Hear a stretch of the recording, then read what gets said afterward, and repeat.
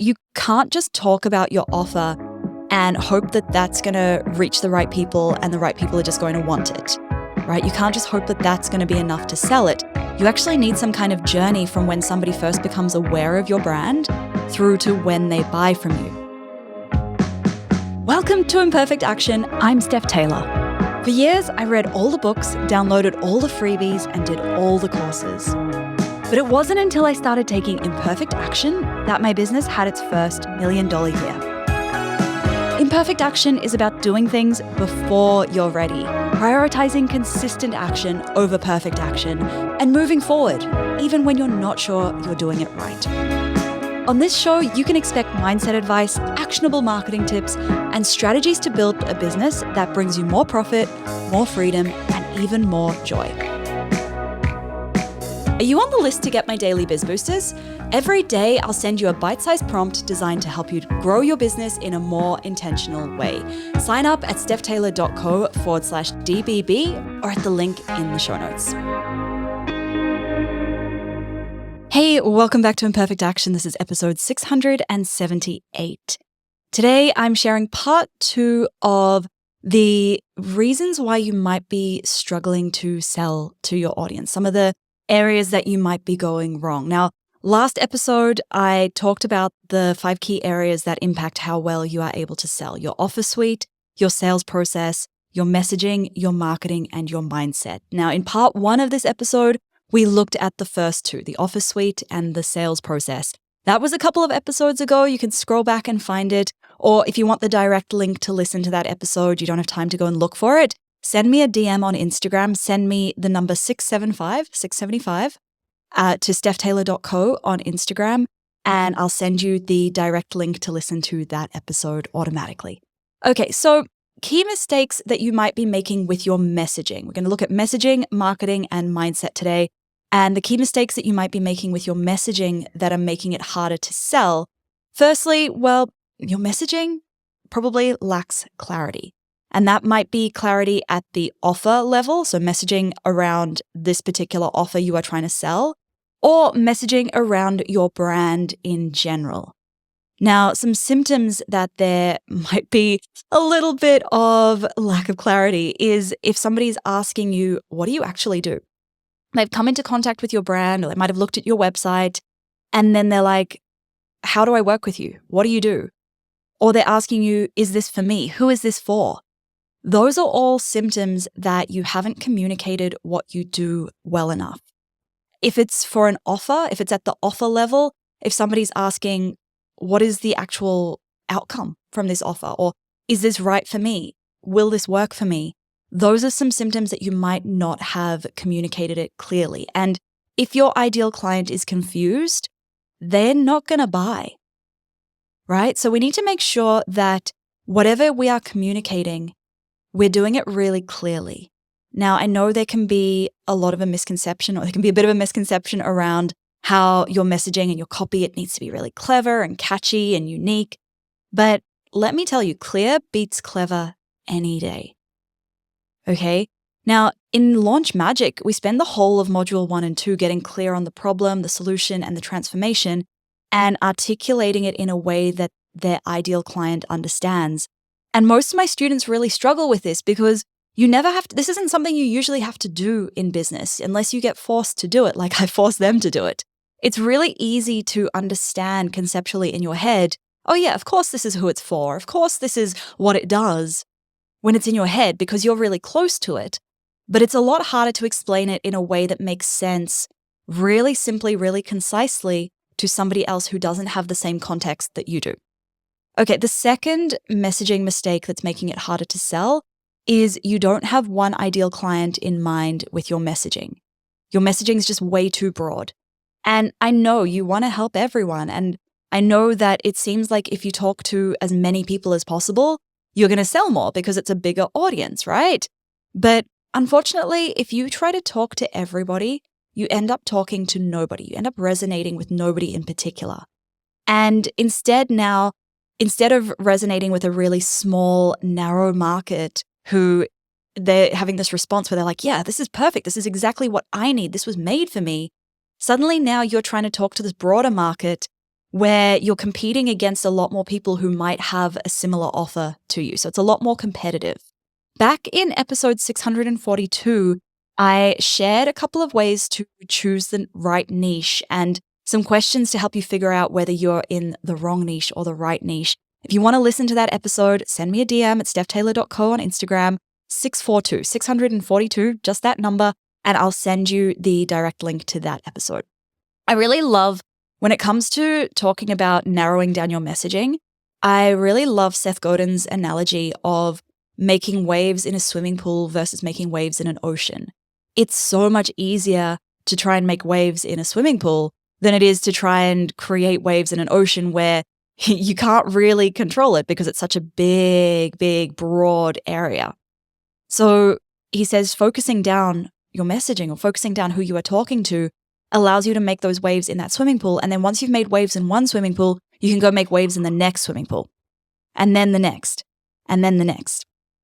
Okay, the third mistake, your messaging doesn't resonate with your ideal client.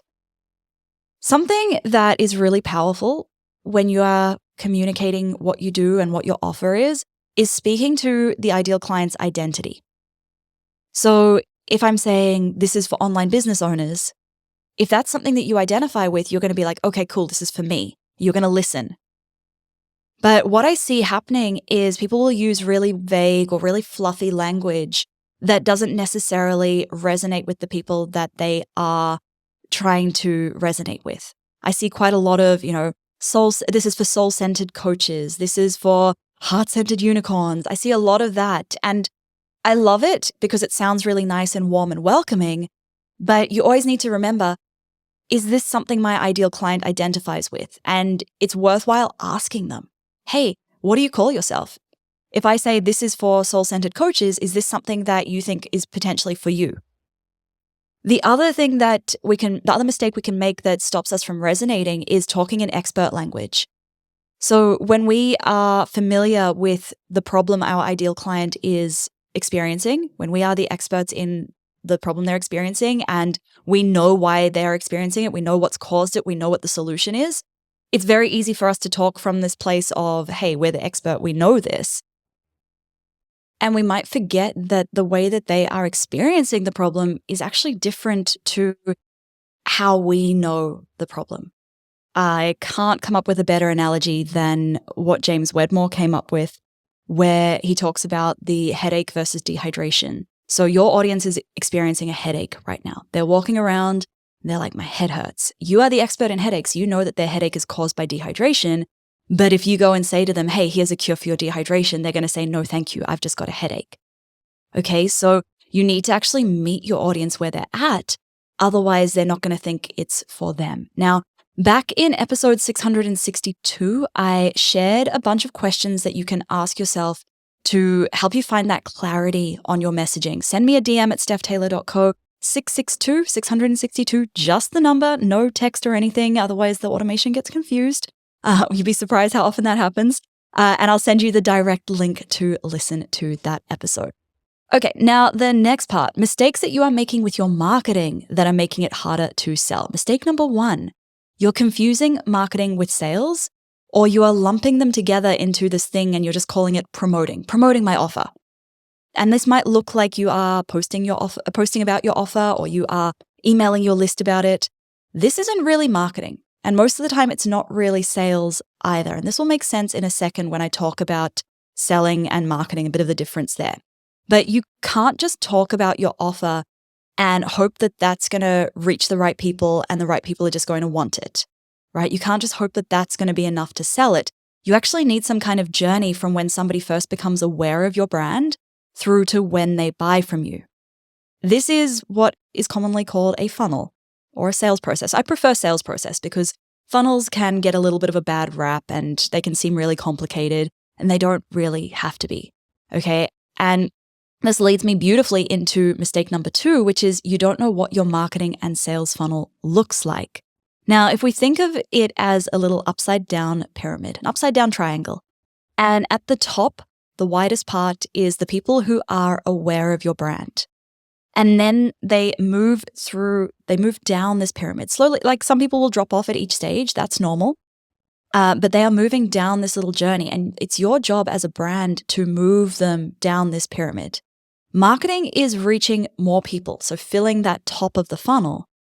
But then sales is what you do with the people who are already in that funnel, how you move them down through to the pointy little end of the funnel when they're taking action. Okay, one of the theoretical models around this is called the AIDA model. Awareness is the top, then the next layer down is interest, then the next layer down is desire, as in they are desiring your offer, and then the last one is action, where they are buying. So you are moving people from aware to interested in your brand to desiring your offer to actually taking action. And sales is what will move those people down. Now, back in part 1 of this episode, go back and listen to that if you haven't, because that's where I covered the big sales mistakes back in episode 675. Too many people try to fill the top of this funnel, but then they don't think about what they are doing with the people in their audience once they are in the funnel. Okay, mistake number 3 is you are relying on social media alone to grow your audience. Social media, whatever platform, I don't care what platform it is. For most of you, it's going to be more of a nurturing tool than an audience building tool, okay? It's going to be a place to nurture the people who are following you rather than a place of discovering new people, making more people aware of your brand. And that's fine. Great. If you want to keep posting on there and nurturing your audience, do that. I love doing that. But you also need to think about how are you intentionally getting in front of new audiences? And that's going to involve doing the things that feel a little bit uncomfortable, a little bit scary, speaking on stages, whether that's virtual or in person, doing interviews on other people's podcasts, pitching the media, reaching out and doing collaborations with people who have a similar audience. All of these things are going to put you in front of new people, but they're a little bit more work than just posting to Instagram. And then the final part of today's episode is the mindset stuff, the mindset areas that are making it harder to sell. So this mindset can be a little bit fluffy, but bear with me. If you're somebody who's really tangible, logical, strategy-wise, I used to be like that. And now I've realized just how much of an impact mindset has on not only creating success in your business, but actually maintaining that success once you are there without self-sabotaging it all. I guess the simplest explanation for this is what really convinced me that mindset was worthwhile. So when you think about it, your thoughts create your feelings. So when you think if you think something bad's happening, you're going to feel probably a little bit anxious. Your feelings then create your actions. So if you're feeling a little bit anxious, you're going to take a very different action to if you are feeling inspired, for example, or motivated. And then your actions create your habits, and your habits create your life. Okay? And at a business level, even if it's not creating a habit, your actions are going to create what happens in your business. There's only so much that is within your control. And the only things that are within your control are really your thoughts and your actions. Everything else, the economy, your competitors, your customers, you can't really control them. You can just take action that affects how you show up. And that's where it all comes back to your thoughts. So when it comes to selling, thoughts like, oh, I don't want to annoy them. I don't want them to unsubscribe and unfollow me. What if my offer isn't good enough? Do I know enough? Is this too expensive? All of those kinds of thoughts are going to make you feel a little bit, probably not inspired.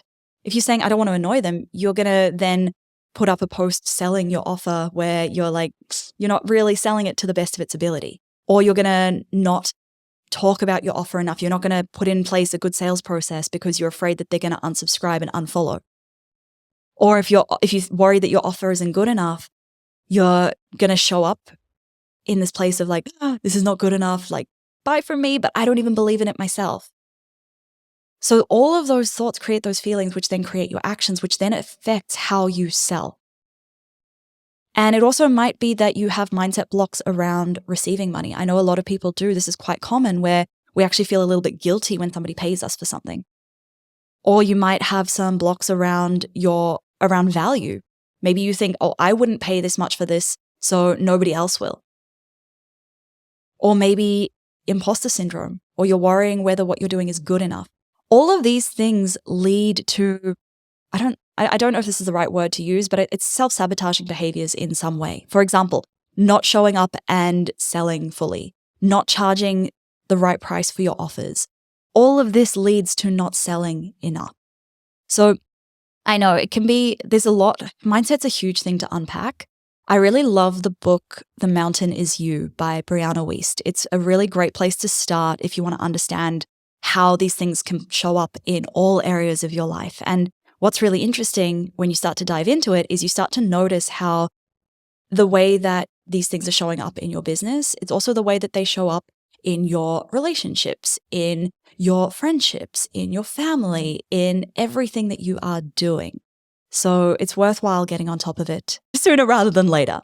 All right, that is it for today's episode. If you haven't already left a rating and a review for this show and you've learned something from me at all, even the tiniest little thing, I really would appreciate a quick rating and a review in Apple Podcasts.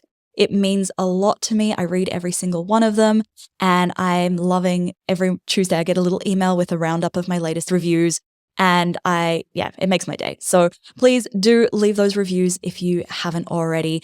Thank you so much for listening. Catch you next time.